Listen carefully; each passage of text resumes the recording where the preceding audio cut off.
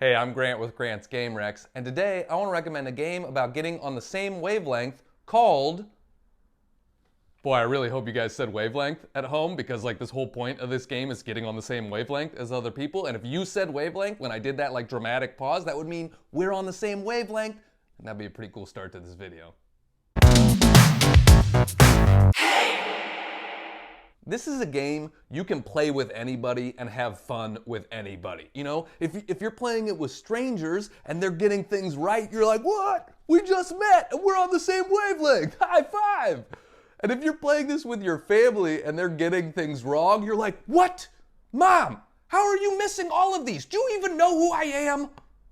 In Wavelength, you'll have a spectrum, smelly in a bad way to smelly in a good way. Then one member of your team will spin this dial and secretly look at where the dial landed. They have to give a clue to their teammates to try to get them to point this in the right direction. So for instance, if it was over here, smelly in a bad way, my clue might be skunk. If it was over here, smelly in a good way, my clue might be roses. And if it was here in the middle, smelly in a middle way, I might say myself.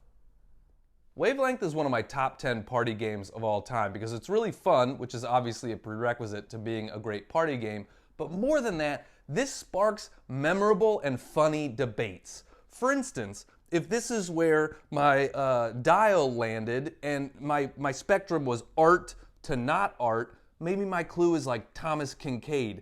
And now I have to sit there as everybody else debates, like, well, I don't know. I mean, Thomas Kinkade technically is art. It's bad art, but it counts as art. Somebody else is like, well, I don't like it. It's terrible art. I'd rather look at a litter box than a Thomas Kinkade painting. And somebody else is like, what does it matter what you'd rather look at, dude? Grant's the one giving the clue. What does he think? And somebody else is like, well, I don't know. Grant's got bad taste. Maybe he thinks Thomas Kinkade is fine art. And I just have to sit here like, don't you say that about me. I do not think Thomas Kinkade is fine art. Don't give it away, but don't you put me in that category.